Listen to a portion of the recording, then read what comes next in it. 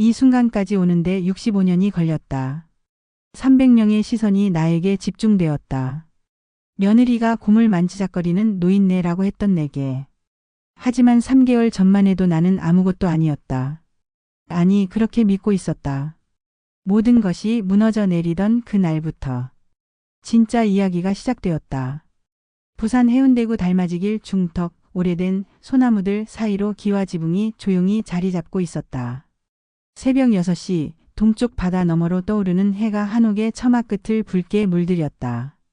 100년 된 이 집은 여전히 견고했다. 대들보는 세월의 무게를 묵묵히 견뎌내며 짙은 갈색 빛을 띠고 있었고 마루 위로 스며드는 아침 햇살은 방 안 곳곳에 황금빛 사각형들을 그려놓았다. 이명희는 대청마루에 앉아 차를 우리고 있었다.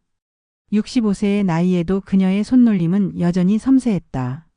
30년간 박물관에서 깨어진 도자기 조각들을 이어붙이고 색이 바랜 고서화를 원래 모습으로 되돌리며 단련된 손이었다. 찻잔을 입에 댈 때마다 입김이 피어올랐고 그 온기가 볼을 스치며 사라졌다. 또 하루가 시작되는구나. 혼잣말이 고요한 아침 공기 속으로 스며들었다. 창밖으로는 해운대 바다가 아스라이 펼쳐져 있었다. 파도 소리가 바람을 타고 올라와 기와 사이로 스며들었다. 이곳에서 나고 자란 그녀에게 이 소리는 자장가이자 아침을 알리는 종소리였다. 문득 어린 시절이 떠올랐다. 할아버지가 이 대청마루에서 붓글씨를 쓰시던 모습, 할머니가 부엌에서 된장국을 끓이며 부르던 옛 민요 소리. 그때는 이 한옥이 온 가족의 웃음소리로 가득했었다. 명절이면 사촌들이 모두 모여 마당에서 뛰어놀고 어른들은 사랑채에서 화투를 치며 밤이 깊도록 이야기꽃을 피웠다. 그땐 이 집이 이렇게 조용할 줄 몰랐는데 이제는 혼자다. 남편은 10년 전에 세상을 떠났고 큰아들은 서울에서 안정적인 공무원 생활을 하며 가끔 안부 전화만 걸어온다. 둘째 우진이는 명희의 표정이 잠시 어두워졌다.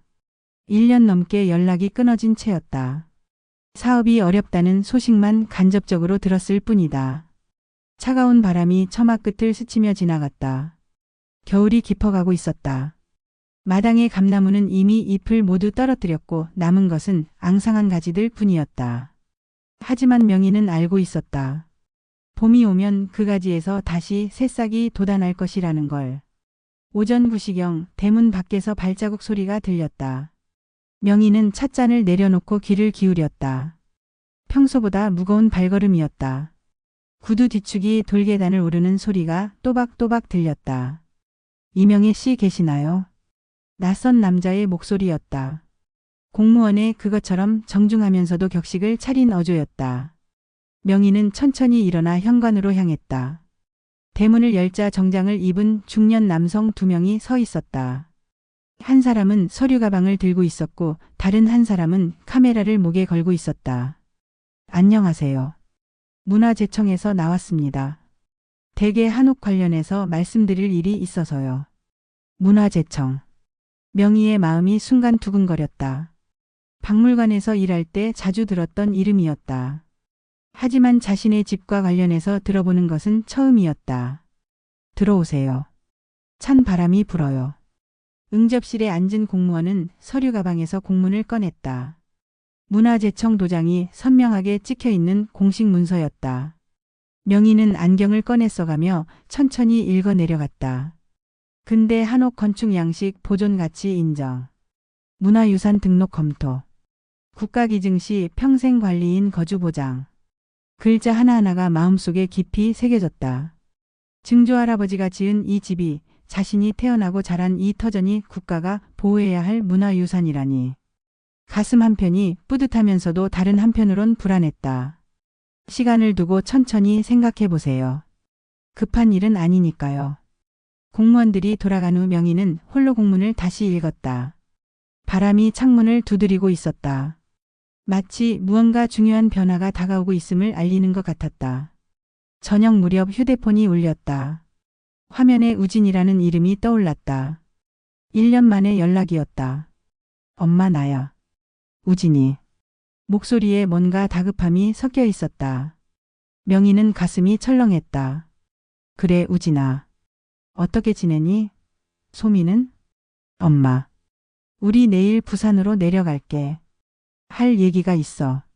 전화가 끊어진 후 명희는 창밖을 바라봤다. 달맞이길 가로등들이 하나둘 켜지기 시작했다. 무언가 큰 변화의 바람이 불어오고 있다는 예감이 들었다. 그 바람이 따뜻할지 차가울지는 아직 알 수 없었지만 다음날 오후 KTX에서 내린 우진과 소미가 한옥마당으로 들어섰다. 1년 만에 본 둘째 아들은 많이 야위어 있었다.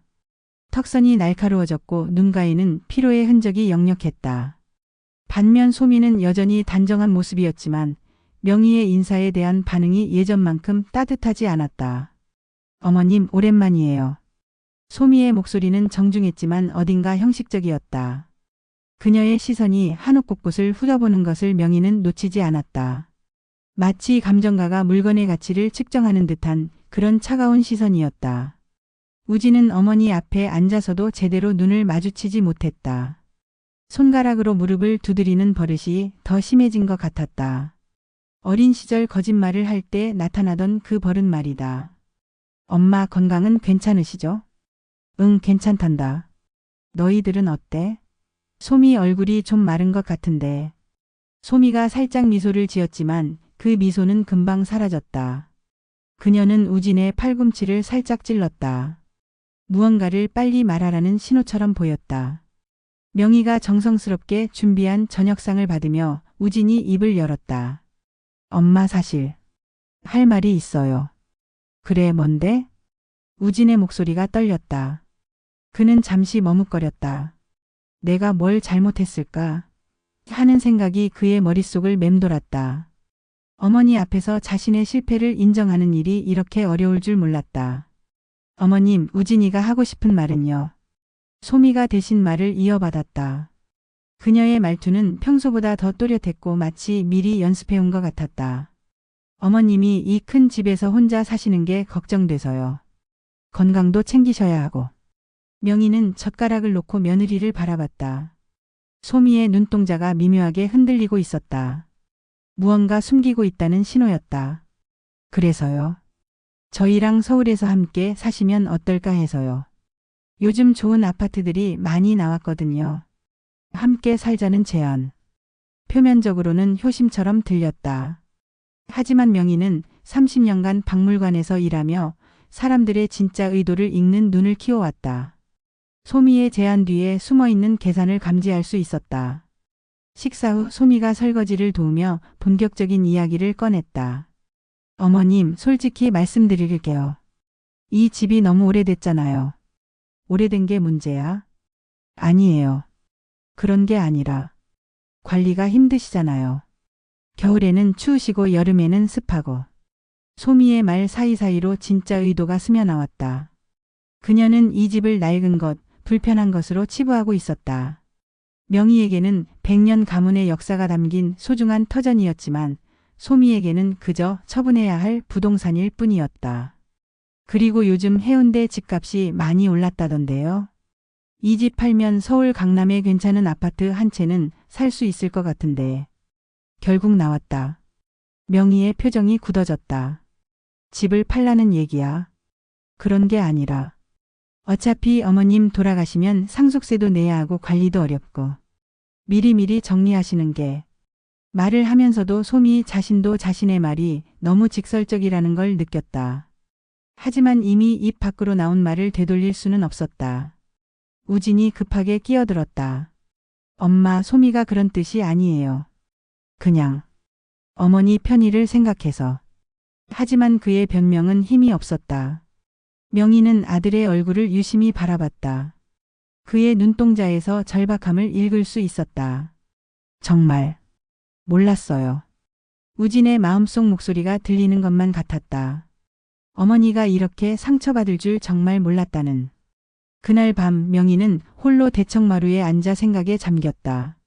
손자 준호의 사진을 보며 내가 뭘 잘못했을까 하는 생각이 머릿속을 맴돌았다. 아이들을 위해서라면 뭐든 해주고 싶었는데 이제 와서 이런 요구를 받게 될 줄은 몰랐다. 다음 날 아침 소미가 또 다른 카드를 꺼내 들었다. 어머님, 그런데 어제 문화재청에서 왔다고 하셨잖아요. 그래. 그거 별로 좋은 일 아닌 것 같은데요. 문화재로 지정되면 팔 수도 없고 세금은 더 내야 하고. 소미의 말투는 걱정하는 것처럼 들렸지만 명희에게는 다르게 들렸다. 마치 문화재 지정을 막아야 한다는 압박처럼 느껴졌다. 그리고 캐나다에 사는 제 친구가 그러는데 거기는 공기도 좋고 생활비도 저렴하대요. 우리 가족 모두 이민 가는 것도 생각해 볼 만하지 않을까요? 이민. 명희의 가슴이 철렁했다. 손자 준호까지 데리고 멀리 떠난다는 얘기였다. 준호는 한국 학교에 잘 다니고 있잖아. 아이들은 적응을 잘해요. 영어 교육도 훨씬 좋고. 소미의 눈빛이 점점 더 간절해졌다.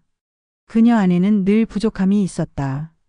남편이 가져다주는 월급으로는 채워지지 않는 더 많은 것에 대한 갈망이 있었다. 우진이 조심스럽게 말을 보탰다. 엄마, 우리도 사실 요즘 좀 어려워요. 어렵다니? 사업이. 코로나 때문에 많이 힘들었거든요. 처음으로 우진이 진실을 털어놓았다. 그의 목소리는 떨리고 있었다. 명희는 아들의 어깨가 작게 떨리는 것을 봤다. 하지만 이상했다. 아들의 어려운 처지는 안타까웠지만 동시에 섭섭함이 밀려왔다. 1년 동안 연락 한 번 없다가 이제 와서 도움이 필요할 때만 찾아오는 게 맞는 건가? 정말 몰랐어요. 명희는 속으로 중얼거렸다. 아들이 이렇게까지 어려운 상황인 줄 정말 몰랐다고. 그날 저녁 우진 부부가 잠든 후 명희는 문화재청 공문을 다시 꺼내 읽었다.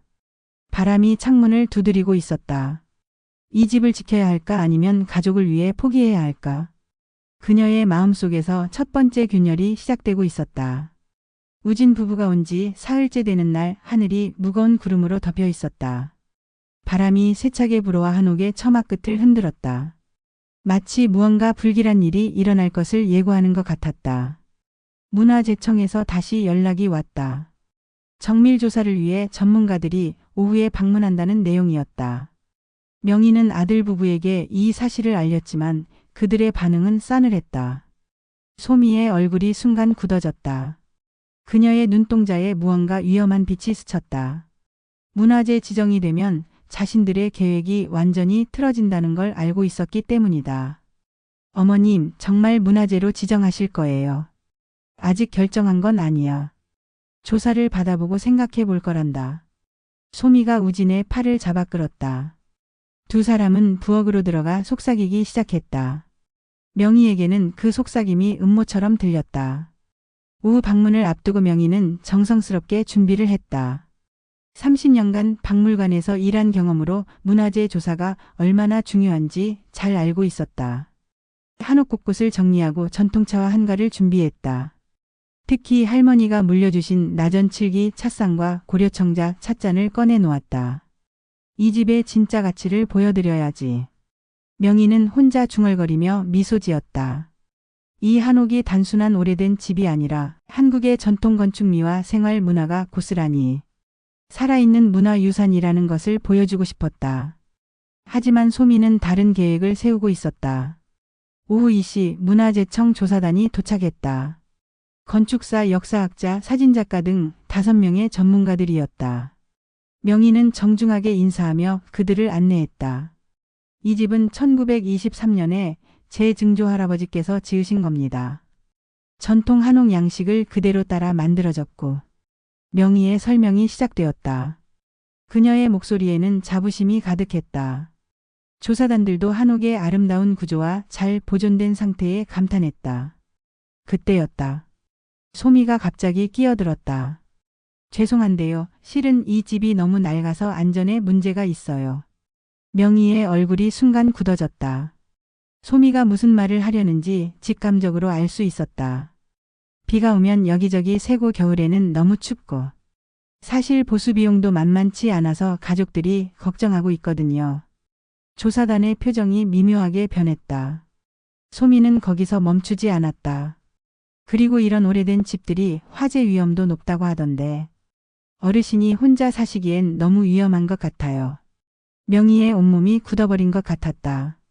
심장이 뚝 하고 떨어지는 느낌이었다. 며느리가 자신이 평생 지켜온 집을 이렇게 폄하하다니. 상황은 더욱 악화되었다.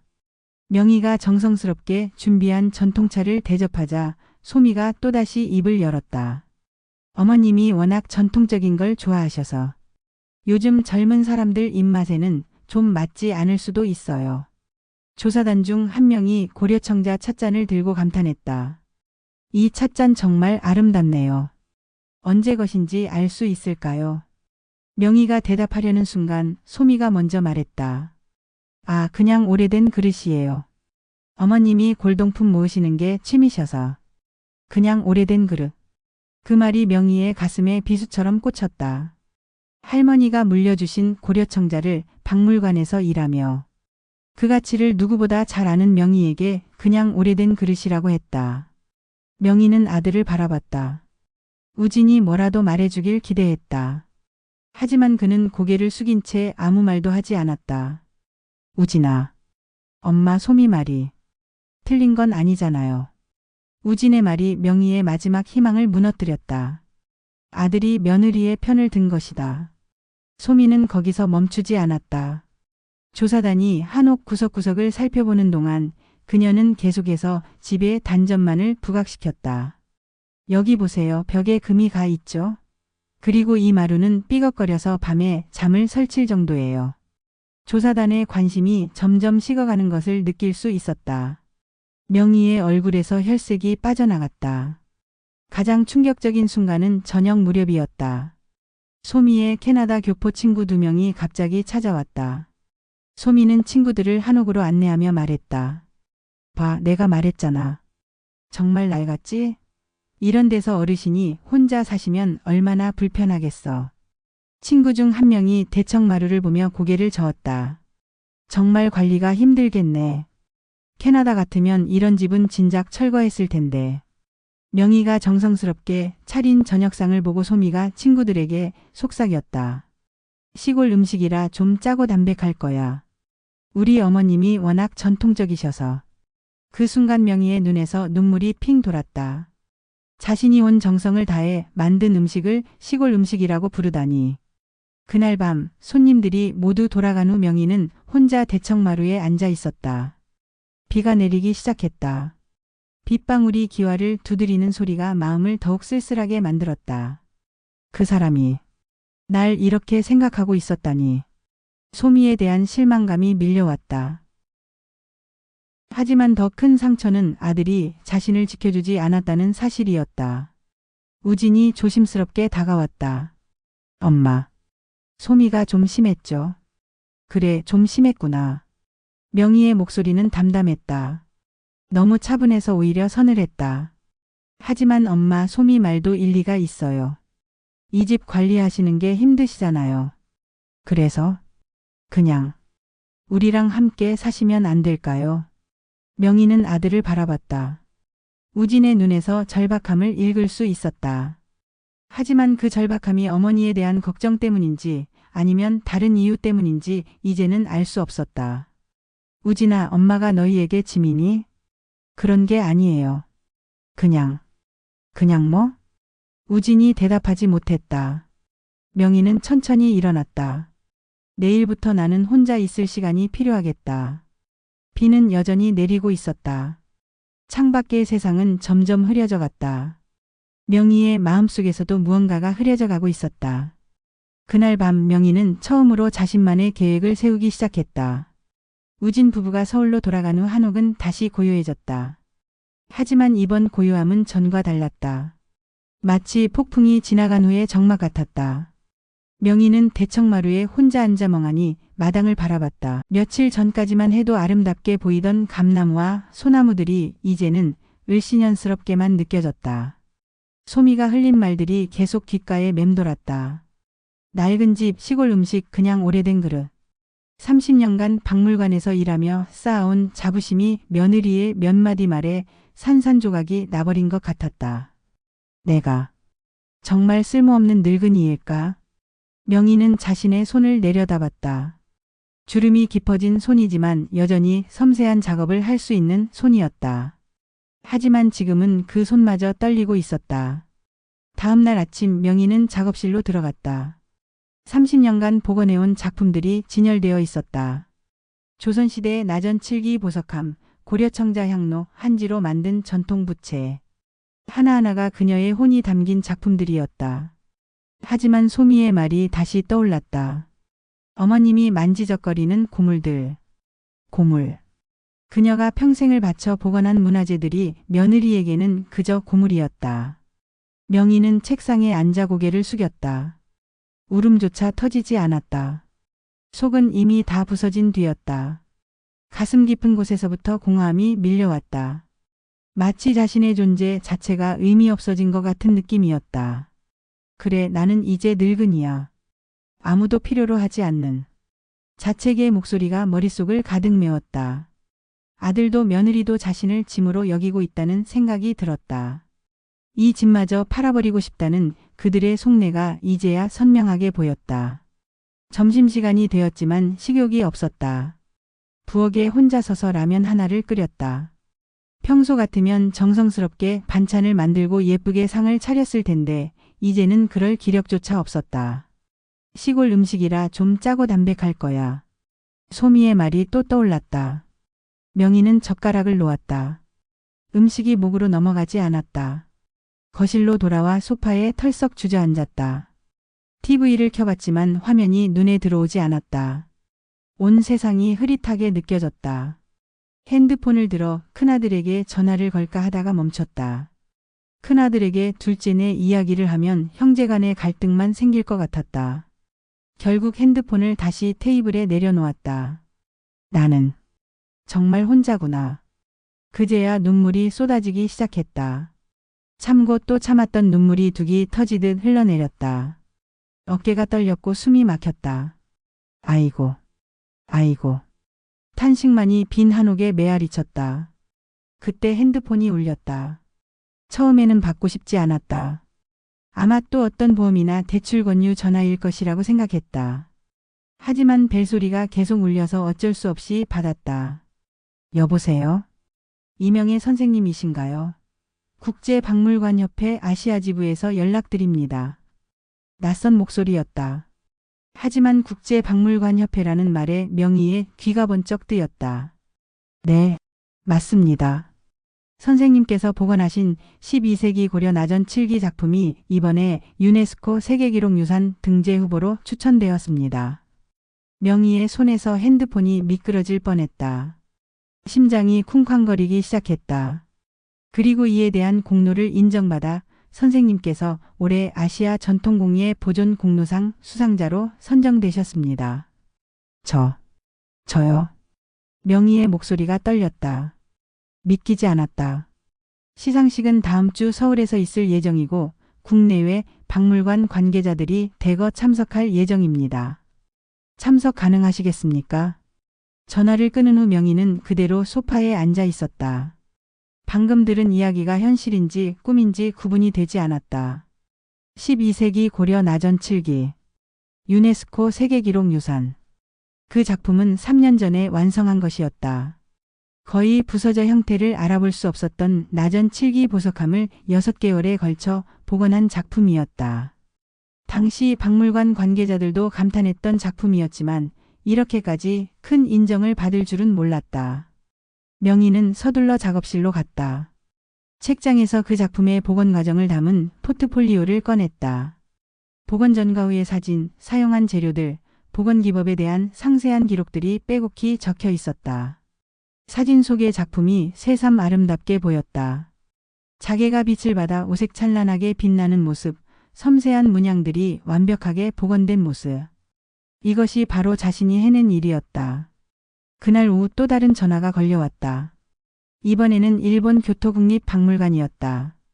이명희 선생님, 저희 박물관에서 소장하고 있는 조선시대 나전 7기 병풍 복원을 의뢰하고 싶습니다.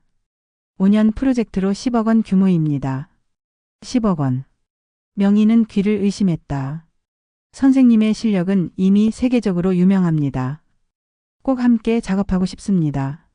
전화가 끊어진 지 1시간 후 이번에는 중국 자금성 박물원에서 연락이 왔다. 역시 거액의 복원 프로젝트 의뢰였다. 명희는 핸드폰을 내려놓고 멍하니 앉아 있었다. 몇 시간 전만 해도 자신을 쓸모없는 늙은이라고 생각했는데 갑자기 세계가 자신을 찾고 있었다. 저녁 노을이 한옥을 물들이고 있었다. 명희는 대청마루에 나와 하늘을 바라봤다. 구름 사이로 스며드는 석양이 유난히 아름다웠다.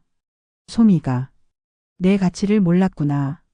아니, 소미뿐만 아니라 자기 자신도 몰랐던 것 같았다. 30년간 조용히 해온 일들이 이렇게 큰 의미를 가지고 있을 줄은. 명희는 작업실로 가서 벽에 걸린 상장들을 다시 봤다. 박물관 재직 시절 받은 우수상들, 문화재 복원 공로상, 전통공예 진흥 공로패. 그동안 당연하게 여겼던 것들이 새롭게 보였다. 내가 대단한 사람이었구나. 그제야 미소가 얼굴에 떠올랐다. 며느리가 고물이라고 했던 그 작품들이 사실은 세계가 인정하는 문화재들이었다. 자신이 시골 음식이라고 부끄러워했던 그 정성스러운 손맛이 사실은 할머니와 어머니로부터 이어받은 소중한 전통이었다. 밤이 깊어갔다. 하지만 명희의 마음은 오랜만에 환해졌다. 내일부터 새로운 계획을 세워야겠다고 생각했다. 진짜 자신의 가치를 보여줄 때가 온 것 같았다. 시상식이 있던 날로부터 일주일이 지났다. 부산으로 돌아온 명희를 맞이한 것은 화사한 봄 햇살이었다. 마당의 감나무에 새싹이 돋아나기 시작했고 겨우내 앙상했던 가지들이 연초록빛으로 물들어가고 있었다. 한옥 전체의 분위기가 달라진 것 같았다. 같은 공간, 같은 햇살인데도 모든 것이 더 밝고 환하게 느껴졌다. 명희는 대청마루에 앉아 따뜻한 차를 마시며 지난 며칠을 되돌아봤다. 서울 시상식장에서의 그 순간들이 아직도 생생했다. 300여 명의 국내외 박물관 관계자들이 일어서서 박수를 보내던 장면, 자신이 복원한 12세기 나전 칠기가 대형 스크린에 아름답게 펼쳐지던 순간, 그리고 마지막에 한 연설. 진정한 유산은 단순히 돈으로 환산할 수 있는 것이 아닙니다. 그 말이 자신에게 해주는 것 같았다. 소미와 우진이 이해하지 못했던 것들의 진짜 의미를. 아침 신문을 펼치자 사회면에 자신의 기사가 실려 있었다. 부산 할머니 장인 유네스코 세계기록유산 등재의 주역 30년 외길 전통공예 복원의 대가. 사진 속에 자신이 낯설게 느껴졌다. 며느리가 곰을 만지작거리는 노인네라고 했던 그 자신이 이렇게 당당하게 신문에 실릴 줄은 몰랐다.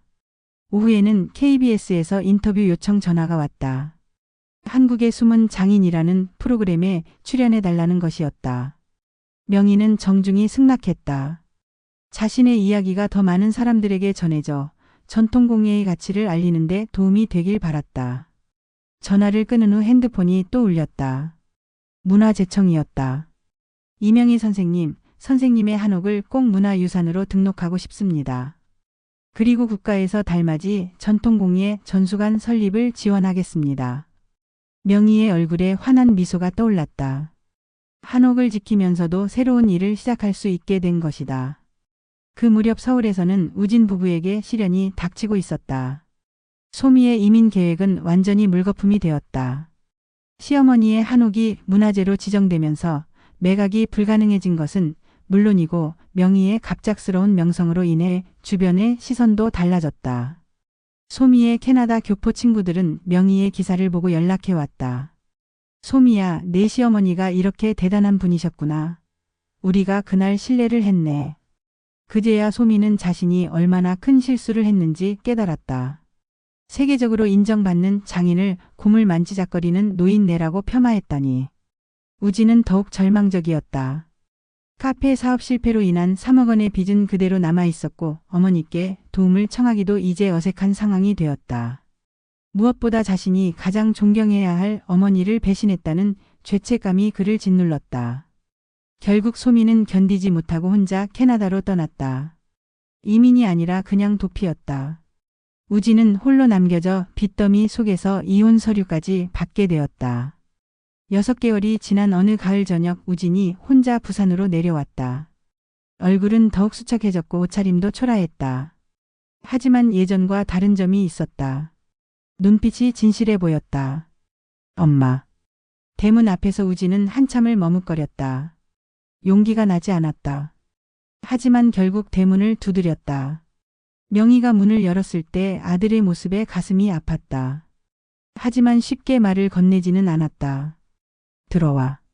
안으로 들어온 우진은 바닥에 무릎을 꿇고 앉았다. 엄마, 죄송해요. 정말 죄송해요. 목소리가 떨렸다. 진심이 느껴졌다.